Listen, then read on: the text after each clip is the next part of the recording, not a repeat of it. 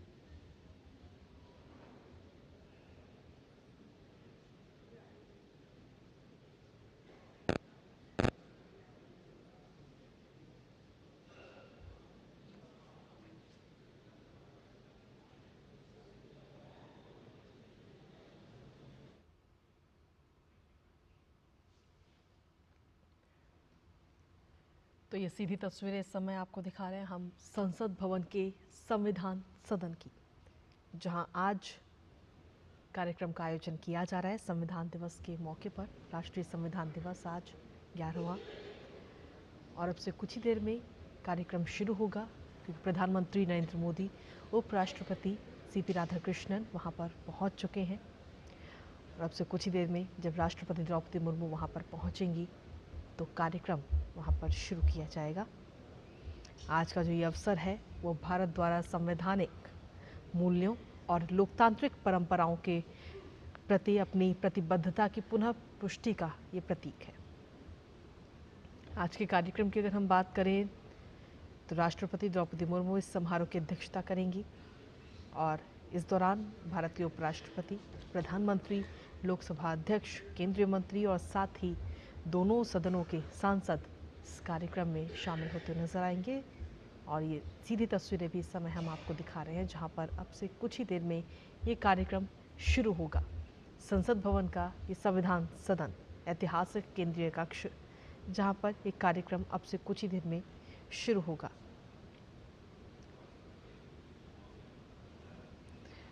और आज के इस कार्यक्रम में जहां एक तरफ राष्ट्रपति का संबोधन होगा, तो वहीं दूसरी तरफ आपको बता दें कि विधायी विभाग द्वारा तैयार 9 भाषाओं में मलयालम, मराठी, नेपाली, पंजाबी, बोडो, कश्मीरी, तेलुगु, उड़िया और असमिया भाषा में भारत के संविधान का भी आज लोकार्पण किया जाएगा। और इसके साथ ही संस्कृति मंत्रालय द्वारा तैयार स्मारक पुस्तिका भारत की संविधान से कला और कैलीग्राफी, उसका भी आज विमोचन इस दौरान किया जाना है। सशक्त और जीवंत लोकतंत्र का प्रतीक हमारा संविधान। आज हम लगातार संविधान को लेकर हम चर्चा कर रहे हैं कि पिछले कुछ सालों में हमारा संविधान समय समय पर किस तरीके से मजबूत हुआ है, क्योंकि आज हम अपने संविधान की 76वीं वर्षगांठ मना रहे हैं। साल 2015 में आज के दिन को संविधान दिवस के रूप में मनाना शुरू किया गया था, और आज 11वां संविधान दिवस है। क्योंकि संविधान की अगर हम बात करें तो ये सिर्फ कैलेंडर की एक तारीख नहीं है, बल्कि जो भारत की पहचान है और यहाँ रहने वाले नागरिकों के अधिकार और उनकी जिम्मेदारियों को याद दिलाने वाला आज का ये दिन है। आज का दिन गौरवशाली दिवस, और साल 2015 में इस दिन को मनाने की शुरुआत हुई थी, जिसके बाद से हर साल आज के दिन मनाया जाता है। दरअसल आपको बता दें कि डॉक्टर भीमराव अंबेडकर की 125वीं जयंती के अवसर पर सरकार ने आज के दिन को संविधान दिवस के रूप में घोषित किया था, और तब से हर साल संविधान दिवस मनाया जाता है, और आज 11वां संविधान दिवस है। हालांकि 2015 से पहले की अगर हम बात करें तो आज के दिन को राष्ट्रीय विधि दिवस के रूप में मनाया जाता था। जब हम संविधान की बात करते तो हमारा संविधान जो है वो भारत की एकता और अखंडता का आधार के तौर पर इसे हम देखते हैं। हम मूल सिद्धांत और मूल अधिकारों की बात करते हैं, और ऐसे में संविधान की जो प्रासंगिकता है वो आज भी बनी हुई है, क्योंकि 1949 को जब बाबा साहेब ने सिर्फ संविधान नहीं दिया बल्कि देश को नई चेतना दी, और इस चेतना ने करोड़ों भारतीयों को अपने अधिकारों की बात करने के लिए लड़ने की हिम्मत दी, उन्हें भरोसा दिया कि आप अपने लिए आवाज़ उठाइए। और आज विश्व का सबसे बड़ा लोकतंत्र भारत अपने संविधान की 76वीं वर्षगांठ मना रहा है। तो आज का दिन बेहद ही खास और बेहद ही महत्वपूर्ण, क्योंकि आज का दिन भारत की पहचान, अधिकार और जिम्मेदारियों को याद दिलाने वाला ये दिन है। और अब से कुछ ही देर में ये कार्यक्रम की शुरुआत होगी। सीधी तस्वीरें आपको दिखा रहे हैं संसद भवन से, जहां केंद्रीय कक्ष यानी संविधान सदन में अब से कुछ ही देर में ये कार्यक्रम शुरू होगा। प्रधानमंत्री नरेंद्र मोदी इस कार्यक्रम में शामिल होते हुए नजर आएंगे, साथ ही उपराष्ट्रपति सीपी राधाकृष्णन और देश के राष्ट्रपति द्रौपदी मुर्मू इस कार्यक्रम में शामिल होंगी। आपको बता दें कि इस कार्यक्रम के दौरान अध्यक्ष और उपराष्ट्रपति सभा को संबोधित करेंगे, जिसके बाद राष्ट्रपति का भी आज अभिभाषण होगा। और ये सीधी तस्वीरें इस समय हम आपको दिखा रहे हैं संसद भवन से ये सीधी तस्वीरें।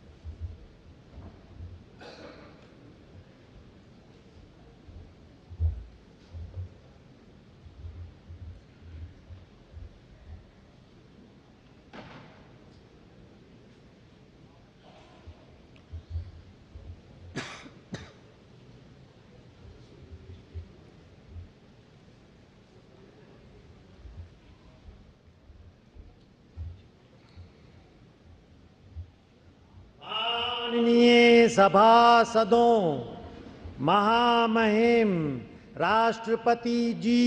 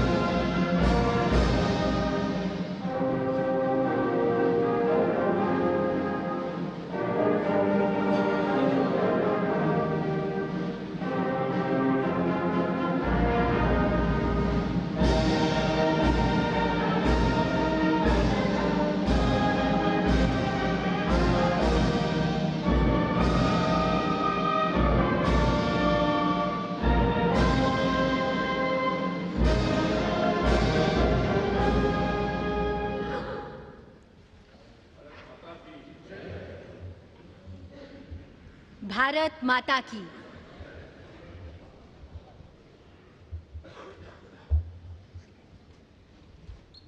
छब्बीस नवंबर 1949 ईस्वी मिति मार्गशीर्ष शुक्ल सप्तमी संवत 2006 विक्रमी को एतत् द्वारा संविधान को अंगीकृत, अधिनियमित और आत्मार्पित किया गया।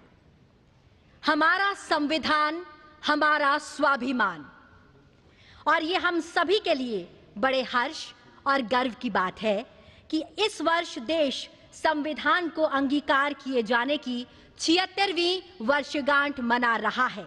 नमस्कार आप सभी का, आप सभी माननीय विशिष्ट जनों का इस ऐतिहासिक केंद्रीय कक्ष में हार्दिक स्वागत, अभिनंदन एवं आप सभी को शत शत वंदन।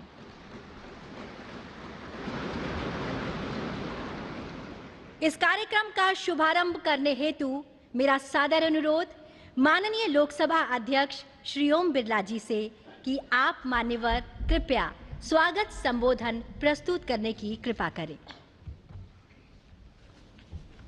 संविधान दिवस के पावन अवसर पर सभी देशवासियों को हार्दिक बधाई, शुभकामनाएं।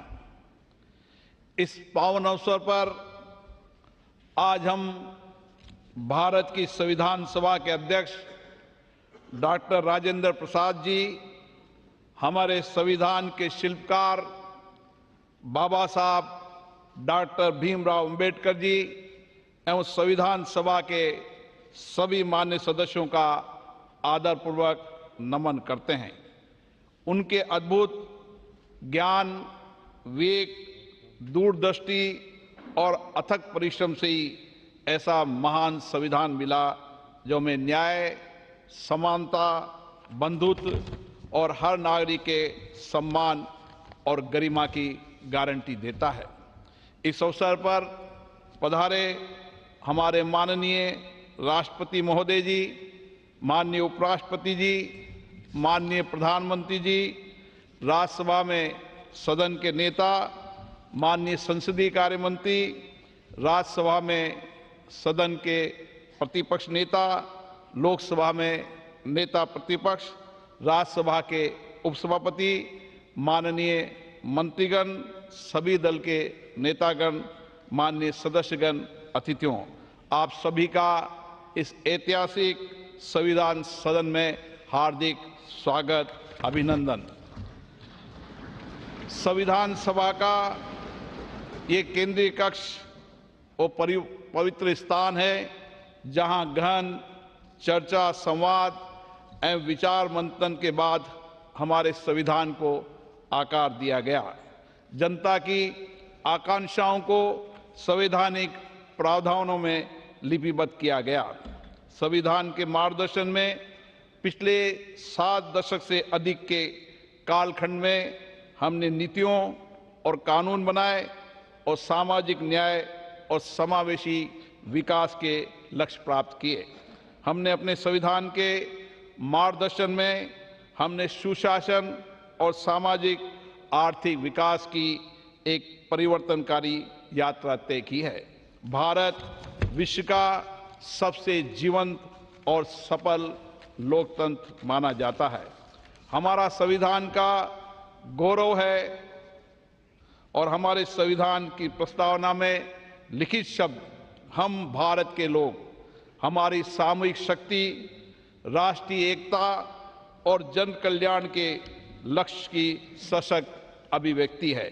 आज हम सभी का सामूहिक लक्ष्य है वर्ष 2047 तक भारत को विकसित राष्ट्र बनाने का, और ये लक्ष्य तभी पूर्ण होगा जब हम अपने जीवन में संविधान के मूल्यों और आदर्शों को अपनाएंगे। आइए आज इस पावन दिवस पर हम अपने इस संकल्प को दृढ़ करें कि संविधान के मूल्यों एवं आदर्शों को आत्मसात करेंगे और हमारा निर्णय राष्ट्र हित को सर्वोपरि होगा। अपने कर्तव्यों और दायित्वों को निभाते हुए आने वाली पीढ़ियों के लिए हम एक ऐसे भारत का निर्माण करेंगे जो विकास, न्याय, एकता, बंधुता और मानवीय गरिमा की मिसाल हो। और इसी भावना के साथ मैं सभी उपस्थित अतिथियों का धन्यवाद व्यक्त करता हूं। जय हिंद। बहुत बहुत धन्यवाद मान्यवर.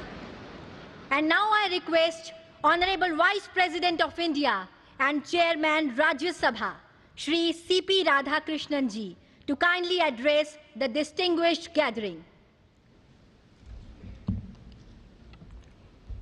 தாயின் அன்பாய், தந்தையின் அறிவாய், குருவின் ஒளியாய், தாயாய் தந்தையாய் குருவாய் தெய்வமாய் நாம் அனுதினமும் வழிபடுகின்ற புனித பாரத அன்னையின் பொற்பாதங்களை முதற்கண் பணிந்து வணங்கி, I touch and salute the holy feet of Bharata Mata, the most powerful and the most merciful.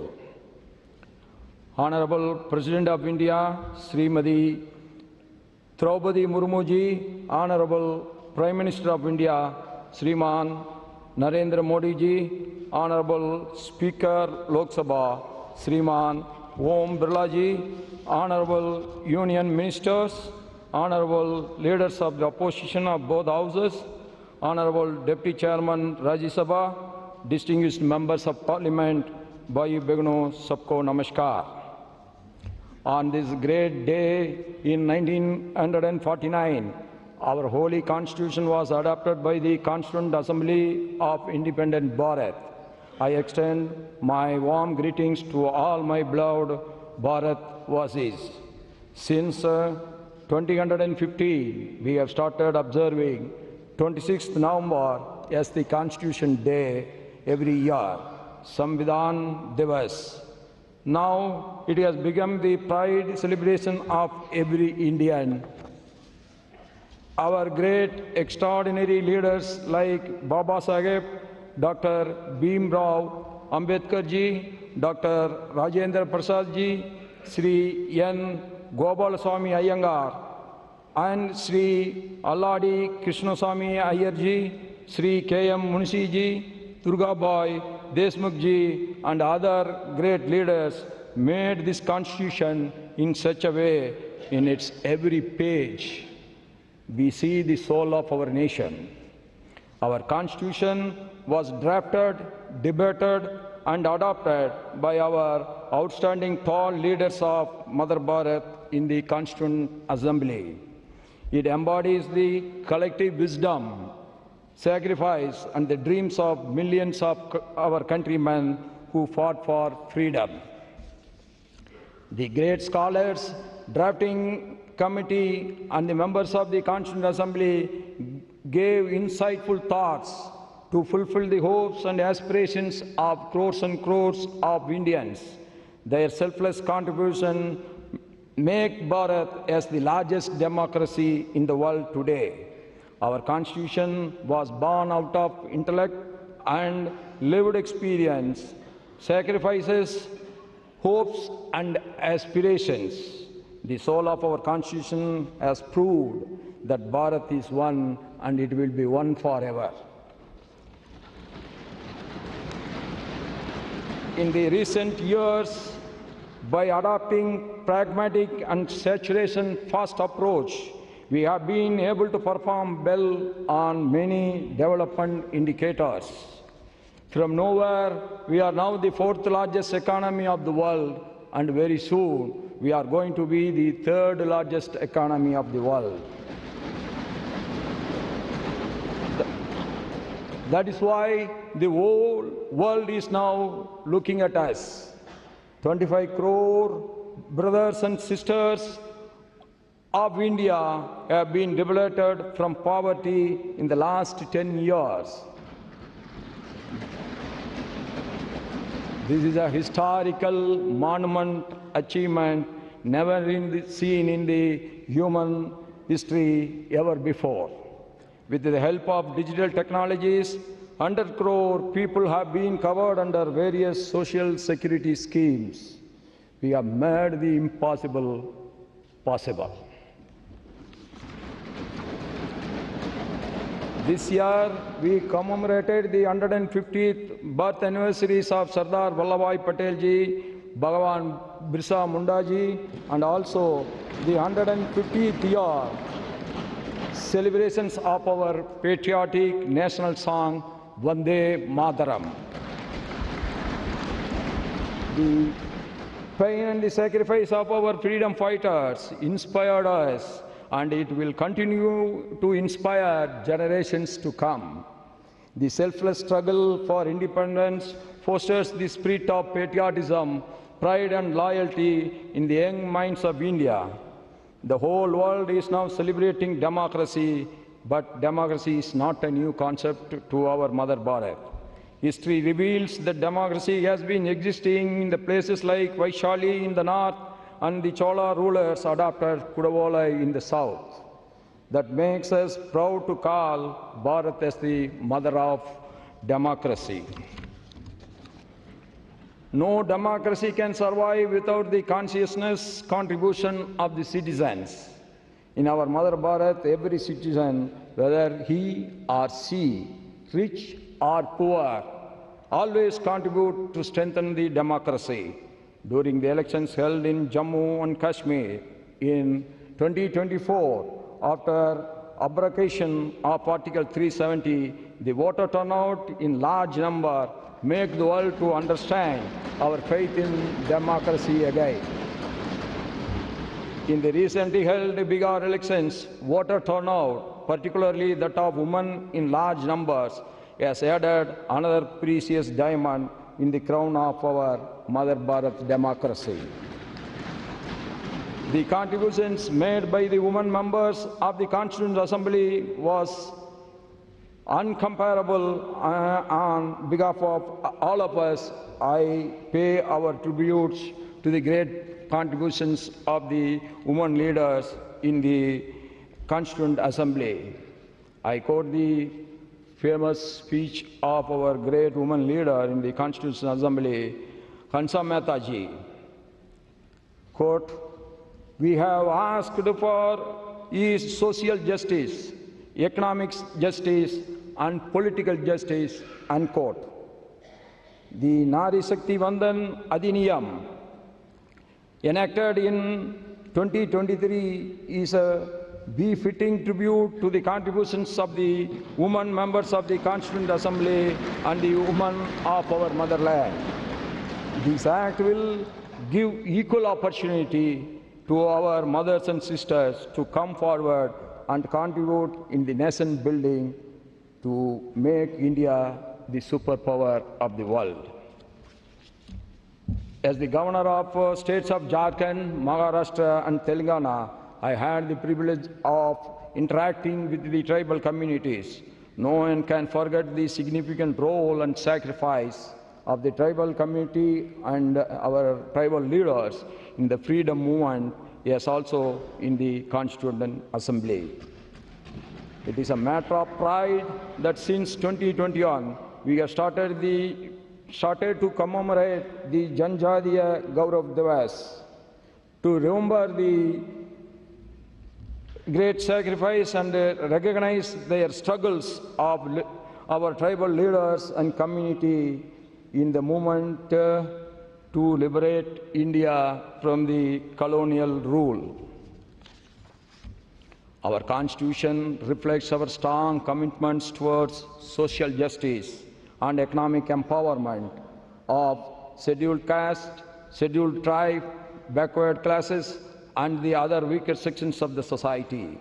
We all are proud of our Constitution. Yes, it carries the inclusive spirit.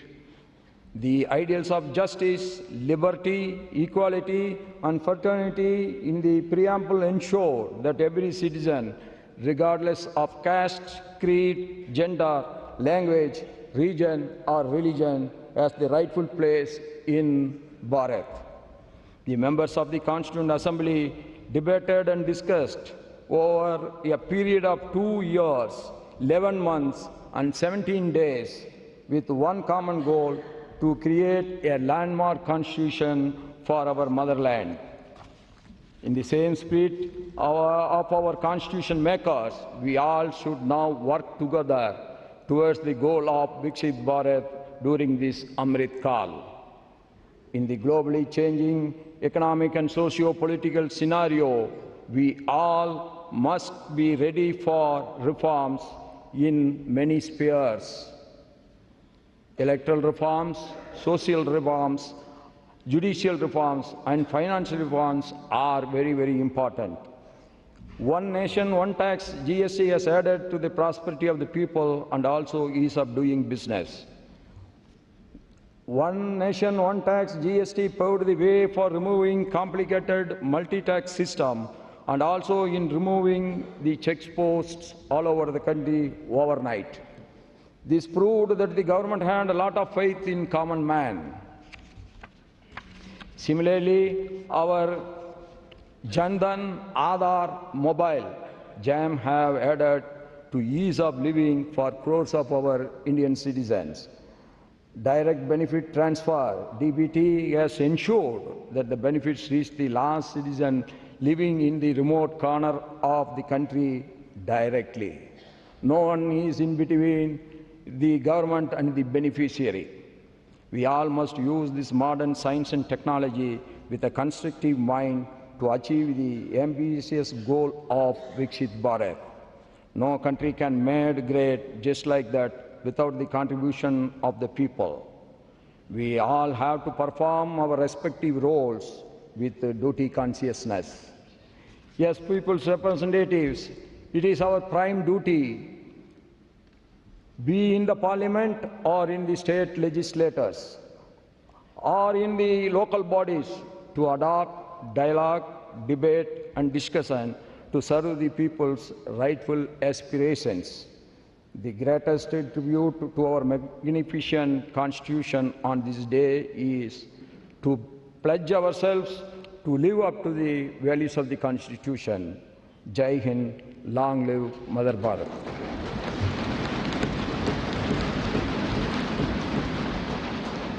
Thank you very much sir. आज का ये ऐतिहासिक दिन हमारे संविधान को समर्पित है। संविधान की स्वीकृति की 76वीं वर्षगांठ के शुभ अवसर पर हम मलयालम, मराठी, नेपाली, पंजाबी, बोडो, कश्मीरी, तेलुगु, उड़िया और असमिया, इन 9 भाषाओं में भारत के संविधान के विमोचन के आज साक्षी होंगे।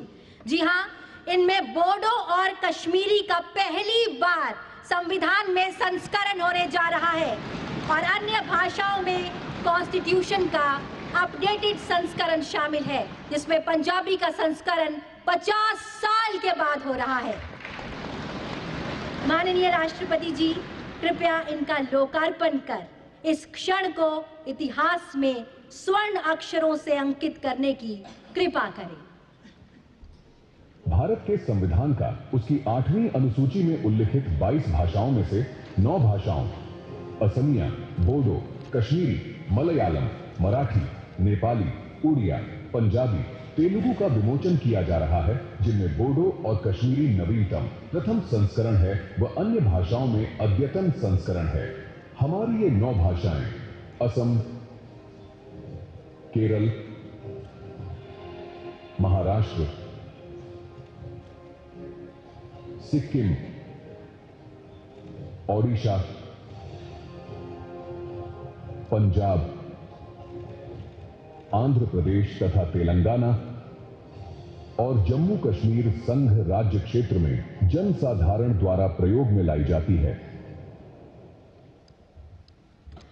बहुत बहुत धन्यवाद।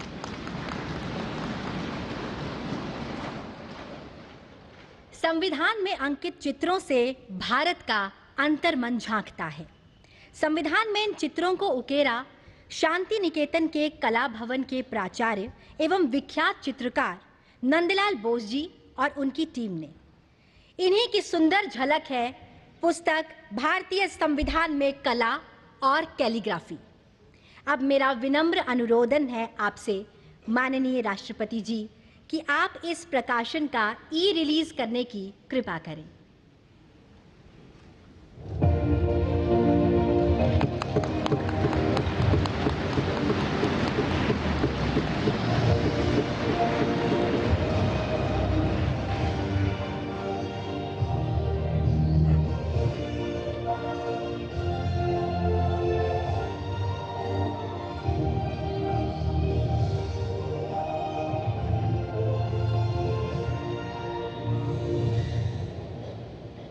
बहुत बहुत धन्यवाद। अब माननीय राष्ट्रपति जी, आपसे विनम्र अनुरोध है कि आप अपने ज्ञानवर्धक शब्दों से हम सभी का मार्ग प्रशस्त करने की कृपा करें।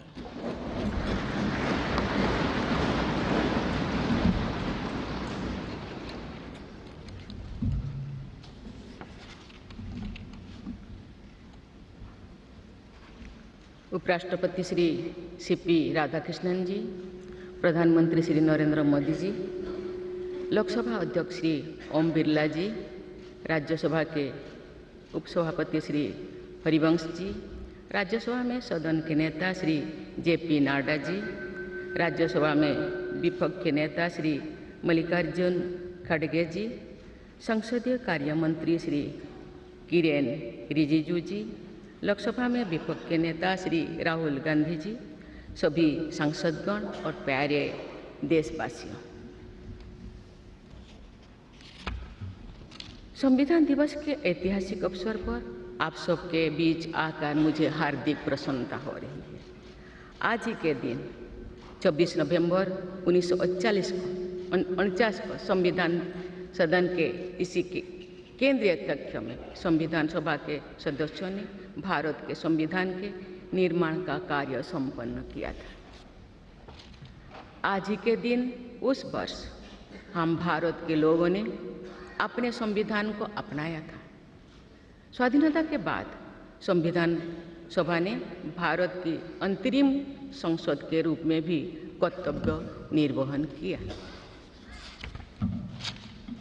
प्रारूप समिति के अध्यक्ष बाबा साहेब डॉक्टर भीमराव अंबेडकर हमारे संविधान के प्रमुख निर्माताओं में से थे। बाबा साहेब की 125वीं जयंती के वर्ष में यानी सन 2015 में 26 नवंबर को प्रतिवर्ष संविधान दिवस के रूप में मनाने का निर्णय लिया गया और निर्णय अत्यंत सार्थक सिद्ध हुआ है। आज के दिन पूरा देश भारतीय लोकतंत्र के आधार हमारे संविधान के प्रति तथा उसके निर्माताओं के प्रति आदर व्यक्त करता है। हम भारत के लोग अपने संविधान के प्रति व्यक्तिगत और सामूहिक स्तर पर आस्था व्यक्त करते हैं। अनेक योजनाओं के माध्यम से देशवासियों को, विशेषकर युवा वर्गों को संवैधानिक आदर्शों से अवगत कराया जाता है। संविधान दिवस से मनाने की परंपरा का शुभारंभ करने और उसे निरंतरता प्रदान करने की जितना भी प्रशंसा की जाए वो कम। माननीय सदस्य सांसदगण संसदीय प्रणाली को अपनाने के पक्ष में संविधान सभा में जो ठोस तर्क दिए गए थे वो आज भी प्रासंगिक है। विश्व के विशालतम लोकतंत्र में जन आकांक्षाओं को अभिव्यक्त करने वाली भारतीय संसद विश्व के अनेक लोकतंत्र के लिए आज एक उदाहरण के रूप में प्रतिष्ठित है। हमारे संविधान निर्माता चाहते थे कि संविधान के माध्यम से हमारा सामूहिक और व्यक्तिगत स्वाभिमान सुनिश्चित रहे। मुझे ये कहते हुए बहुत प्रसन्नता होती है कि बीते दशक में हमारे संसद ने जन आकांक्षाओं को अभिव्यक्त करने के अत्यंत प्रभावी उदाहरण प्रस्तुत किया है। संविधान निर्माताओं की अपेक्षाओं पर खरा उतरने के लिए मैं आप सभी सांसदों को बहुत बहुत बधाई देती हूँ। साथ ही कृतज्ञ राष्ट्र की ओर से मैं संविधान सभा के परम सम्मानीय सदस्यों की स्मृति में सादर नमन करती हूँ। हमारे संविधान के अंतरात्मा जिन आदर्शों में अभिव्यक्त होती है वो आदर्श है सामाजिक, आर्थिक एवं राजनैतिक न्याय, स्वतंत्रता, समता और बंधुता। मुझे ये देखकर हर्ष होता है कि इन सभी आयामों पर संसद सदस्यों ने संविधान निर्माताओं की परिकल्पनाओं को यथार्थ स्वरूप प्रदान किया है। हमारी संसदीय प्रणाली की सफलता के ठोस प्रमाण के रूप में आज भारत विश्व की तीसरी सबसे बड़ी अर्थव्यवस्था बनने की ओर तेज गति से अग्रसर है। भारत में लगभग 25 करोड़ लोगों के गरीबी की सीमा रेखा से बाहर आने से आर्थिक न्याय के पैमाने पर विश्व की सबसे बड़ी सफलता अर्जित हुई। हमारे संविधान में सामाजिक न्याय को प्रमुखता दी गई है। सामाजिक न्याय के आदर्शों के अनुरूप समावेशी विकास के प्रयास किए जा रहे हैं। ऐसे अनेक प्रयासों में इकोनॉमिकली वीकर सेक्शंस के लिए शिक्षण संस्थाओं और रोजगार में आरक्षण का प्रावधान करना, दिव्यांगजनों की परिभाषा को विस्तार देते हुए उनके हित में विशेष अधिनियम लागू करना और उसे कार्यरूप देना तथा राष्ट्रीय पिछड़ा वर्ग आयोग को संवैधानिक दर्जा प्रदान करना शामिल है। 3 तलाक से जुड़े सामाजिक कुरीति पर अंकुश लगाकर संसद ने हमारी बहनों बेटियों के सशक्तिकरण और सामाजिक न्याय की दिशा में ऐतिहासिक कदम उठाए हैं। देश के आर्थिक एकीकरण के लिए स्वाधीनता के बाद का सबसे बड़ा टैक्स सुधार गुड्स एंड सर्विसेज टैक्स के रूप में किया गया है। आर्टिकल 370 के प्रावधानों को निरस्त करके देश के समग्र राजनैतिक एकीकरण के मार्ग में बाधक बने हुए अवरोध को दूर किया गया। नारी शक्ति बंधन अधिनियम द्वारा वुमेन लीड डेवलपमेंट के एक नए युग आरंभ होगा। नारी शक्ति अर्थात मातृशक्ति के बंधन का हमारे संस्कृति में अत्यंत महत्वपूर्ण स्थान रहा है। इस वर्ष 7 नवंबर से हमारा राष्ट्रगीत वंदे मातरम की रचना के 150 वर्षों पूरी होने के उपलक्ष्य में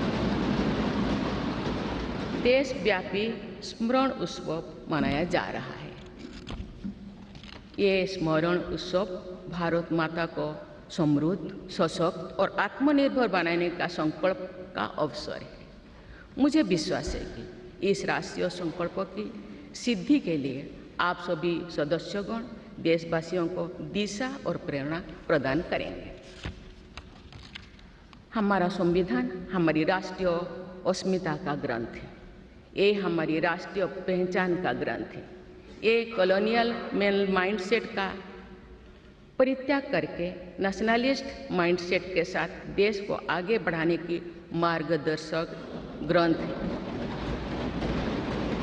इसी भावना के अनुरूप सामाजिक और तकनीकी बदलाव को ध्यान में रखते हुए क्रिमिनल जस्टिस सिस्टम से जुड़े महत्वपूर्ण अधिनियम लागू किए गए। दंड के स्थान पर न्याय की भावना पर आधारित भारतीय न्याय संहिता, भारतीय नागरिक सुरक्षा संहिता और भारतीय साक्ष्य अधिनियम को लागू किया गया है। ऐसे अनेक प्रगतिशील वैधानिक को सार्थक विमर्श के बाद पारित करने के लिए मैं संसद सदस्यों की मुक्त कंठ से सराहना करती हूँ। संविधान संशोधन के प्रावधानों के महत्व पर चर्चा करते हुए इस बात को रेखांकित किया गया था कि संविधान में ही ऐसी व्यवस्था होनी चाहिए जिसके बल पर भावी पीढ़ियां आवश्यक अनुसार समयानुकूल संशोधन कर सकें। इस प्रकार संविधान निर्माताओं ने हमारे संविधान को गतिशीलता और जीवंतता प्रदान की है। माननीय सांसदगण, हमारे संविधान निर्माताओं ने भारत के लोकतंत्र को संवैधानिक आधार प्रदान करने के साथ साथ हमारी राष्ट्रीय एकता का ताना बाना भी बुना। संविधान निर्माण में अग्रणी भूमिका निभाने के साथ साथ सरदार पटेल ने अनेक रियासतों के विलय का महान कार्य करके भारत की एकता को नया स्वरूप दिया।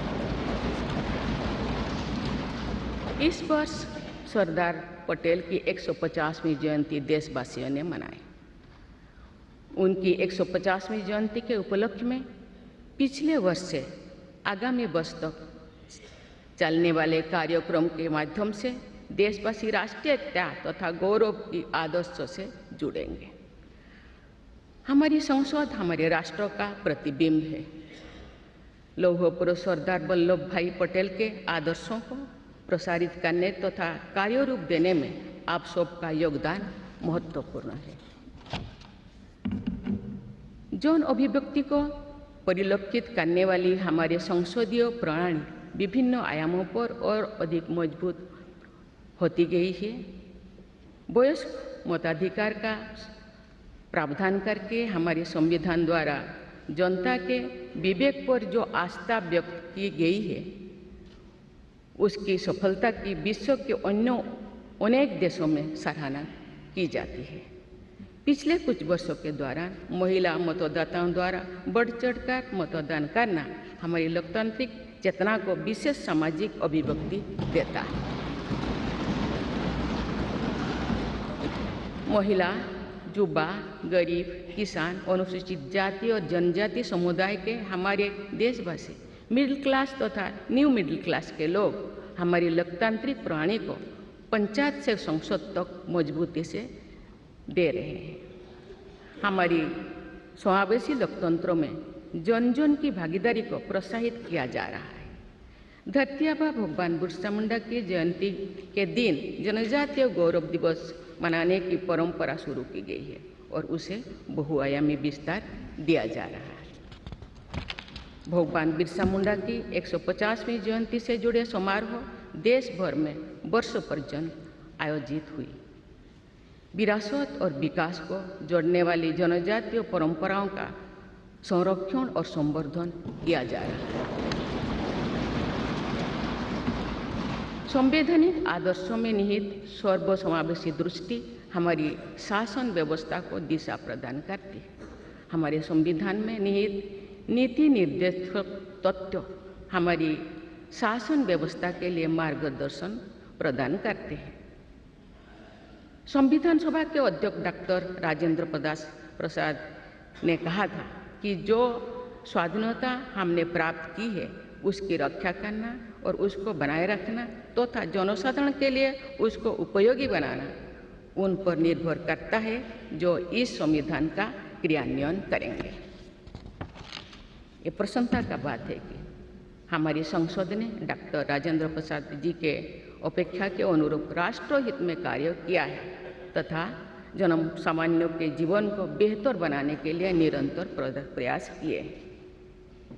अंत्योदय की इसी दृष्टि के साथ आधुनिक विकास का समन्वय करके भारत विश्व समुदाय के सम्मुख विकास का एक नया मॉडल प्रस्तुत कर रहा है।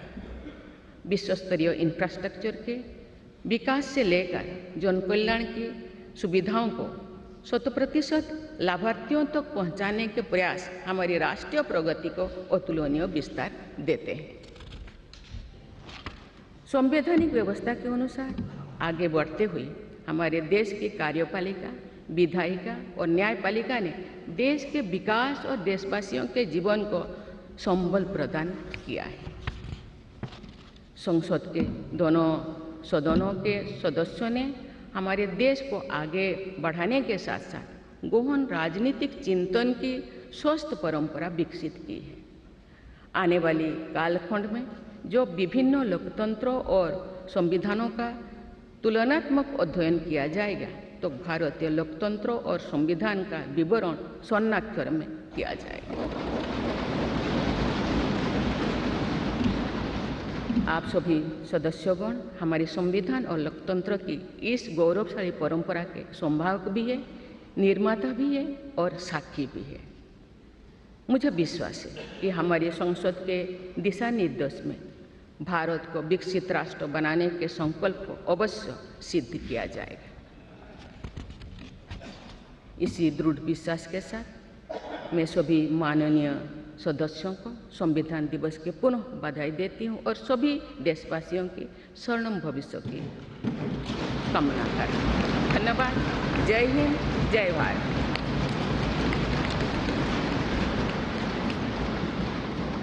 बहुत बहुत धन्यवाद माननीय राष्ट्रपति जी। और अब आपसे विनम्र अनुरोध है कि आज के इस विशेष अवसर पर आप पूरे राष्ट्र के साथ उद्घोषिका का वाचन करें। Now we all will read the preamble led by Honorable President Ma'am.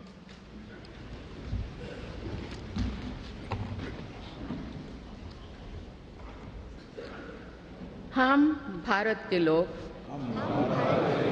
Bharat को एक संपूर्ण प्रभुत्व संपन्न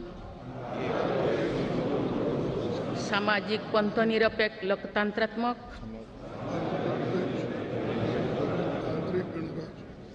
गणराज्य बनाने के लिए तथा उसके समस्त नागरिकों को सामाजिक, आर्थिक और राजनैतिक न्याय,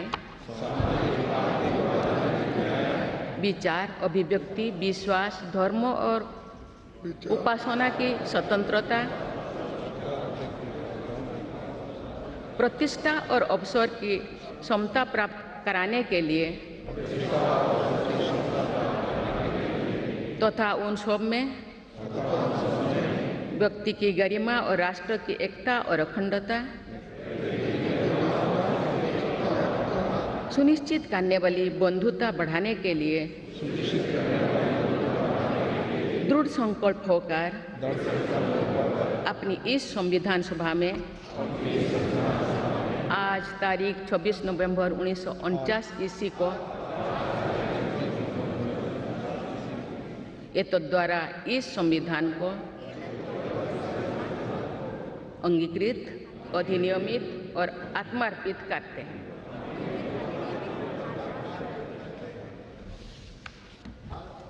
भारत माता की जय। और अब राष्ट्रगान का सम्मान।